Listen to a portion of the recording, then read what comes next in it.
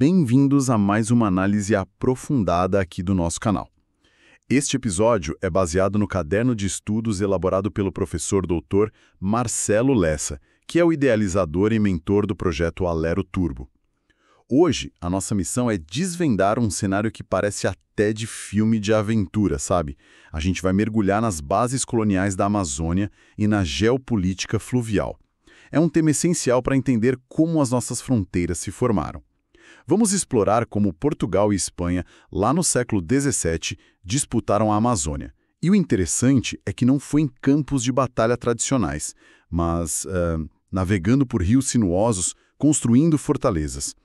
O foco, como sempre, é naquilo que a FGV adora cobrar, né? A relação entre geopolítica, fronteiras e a economia extrativista. É uma imagem muito boa essa que você desenhou, porque a história da ocupação da Amazônia é, na essência, uma história sobre água. Os rios não eram só um detalhe, eles eram as estradas, as fontes de riqueza e as linhas de defesa, tudo passava por eles. E no meio disso tudo surge um documento que, muda as regras do jogo, o Tratado de Madrid de 1750. É ele que consagra o princípio do uti possidetis. E esse conceito, ele é a chave para entender todo o resto. Ok, vamos começar por aí então. Porque essa passagem de um tratado para o outro é um ponto crucial, né? Antes de Madrid, o que valia era Tordesilhas, lá de 1494. Aquela linha imaginária que, na prática, ninguém na floresta parecia muito preocupado em respeitar.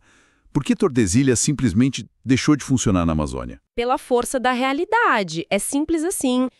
Tordesilhas foi um acordo de gabinete, sabe? Feito antes de se ter a dimensão real do continente.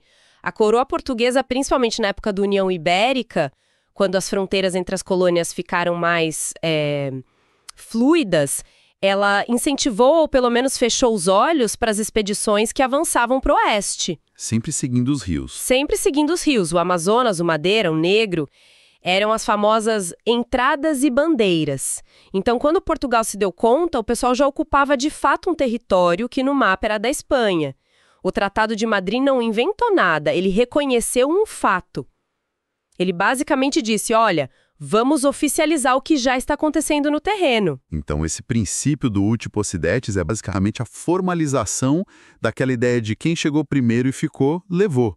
A posse de fato. Isso. Se sobrepondo ao direito que estava no papel. Exatamente. A expressão em latim é uti possidetis, ita possideatis, que significa como possuís, assim possuireis. É a vitória da ocupação efetiva sobre a linha teórica. E aqui, tá uma daquelas pegadinhas clássicas que a FGV adora, como o professor Lessa sempre alerta. Assim. A banca pode tentar confundir, sabe? E sugerir que a fronteira amazônica foi definida por Tordesilhas, mas não. A resposta correta é que a consolidação dessa fronteira se deve ao Tratado de Madrid e ao princípio do uti possidetis. Madrid redesenha o mapa do Brasil. Certo, então o acordo jurídico está feito. Mas ter um papel assinado lá em Madrid não impede uma incursão espanhola vindo do Peru, por exemplo. Como é que Portugal fez para, de fato, materializar esse domínio numa área tão gigante e isolada? Aí entra a segunda peça do quebra-cabeça, a administração. Não adianta ter o direito se você não tem o Estado ali presente, né? Então, logo depois do tratado, em 1753, a coroa vai lá e cria a capitania de Mato Grosso. É importante a gente visualizar isso. O atual estado de Rondônia, que é o nosso palco principal aqui, era o extremo oeste dessa nova capitania. Criar a capitania foi o jeito de Portugal fincar a bandeira e dizer, ok, a terra é nossa, agora vamos organizar a casa, botar governador, cobrar imposto e, claro, defender. E essa defesa me leva ao ponto que eu acho mais impressionante dessa história toda, o Forte Príncipe da Beira. Quando a gente lê o material do professor Lessa, os números são absurdos. Uma fortaleza de pedra de 1776, lá no Vale do Guaporé, com muralhas de 10 metros de altura, no meio do nada. É de enlouquecer. Pensa no impacto. Para os espanhóis que navegavam ali pela região, Dar de cara com uma fortaleza daquele porte era uma mensagem clara, sabe? De poder e de permanência. Era Portugal dizendo, daqui não saio. Daqui não saio e daqui ninguém passa. Mas a função dele era multifacetada. Primeiro, claro, a militar, uma barreira física. Segundo, era um centro de controle econômico. De lá se fiscalizava a navegação no rio Guaporé, tentando controlar o ouro, o contrabando. E terceiro, era um núcleo civilizatório, uma base de apoio que permitia a Portugal projetar o seu poder ainda mais para dentro do continente. Não era só uma muralha, era a capital da fronteira. Entendi. Então já temos a base jurídica com o Tratado de Madrid, Isso. a estrutura administrativa com a Capitania de Mato Grosso e a ponta de lança da defesa com o forte. Mas toda essa estrutura caríssima precisava se pagar. O que sustentava economicamente essa ocupação? O caderno do professor Lessa fala de um tripé extrativista. Exato. A economia que cresceu ali, nos vales do Guaporé e Madeira, sob a proteção dessa estrutura, se apoiava em 3 pilares. O primeiro, e o mais desejado pela coroa, era a mineração aurífera. A descoberta de ouro de aluvião, aquele ouro de rio, sabe? Sim, dos leitos dos rios. Isso, dos rios Guaporé e Mamoré. Foi o grande motor inicial. Era um trabalho brutal, com os garimpeiros dentro d'água, em condições terríveis, mas que gerava uma riqueza absurda para a metrópole. O segundo pilar tem um nome bem curioso: as drogas do sertão. Soa como algo ilícito, mas o contexto aqui é outro, né? O que eram essas drogas? Sem dúvida. O nome é ótimo, parece de livro de aventura. Mas, na época, droga vinha de drogaria. Se referia a produtos com valor, medicinal ou comercial. Ah, faz sentido. As drogas do sertão eram tipo as especiarias da Amazônia. A gente está falando de cacau selvagem, salsa-parrilha, que era supravalorizada na Europa para tratar doenças. Sério? Sim, como a sífilis. E também castanhas, cravo, canela, baunilha. Produtos que só tinham ali e que alcançavam preços altíssimos no mercado europeu. Era uma riqueza tão grande quanto a da mineração. E o terceiro pilar? A base que, no fim, sustentava todo o resto. Sim, e é fundamental nunca esquecer disso para a gente entender a sociedade colonial. O terceiro pilar, a fundação de tudo, era a mão de obra escrava. Toda essa atividade extrativista, seja o trabalho duro nas minas ou a coleta perigosa das drogas do sertão no meio da floresta, era feita fundamentalmente pelo trabalho forçado de africanos escravizados que eram trazidos em condições desumanas e também pela exploração de várias populações indígenas. Essa engrenagem não funcionaria sem essa base de violência. E, mais uma vez, os rios estão no centro de tudo. O material diz que eles eram, ao mesmo tempo, vetores de ocupação e rotas de contrabando. É uma faca de 2 gumes, né? Uma dualidade bem interessante. É a dualidade perfeita para descrever a logística da Amazônia colonial. Os rios Madeira, Mamoré e Guaporé eram as únicas estradas. Ponto. Não tinha outra forma de se mover. Por um lado, eles eram os vetores que permitiam a Portugal ocupar o território, escoar o ouro e as drogas do sertão. Que geravam lucro para a coroa. Exato. E levar suprimentos para os postos avançados como o forte eram as artérias do império na região. Mas, por outro lado... Por outro lado, a imensidão da floresta, a infinidade de igarapés e afluentes, tudo isso tornava a fiscalização quase impossível.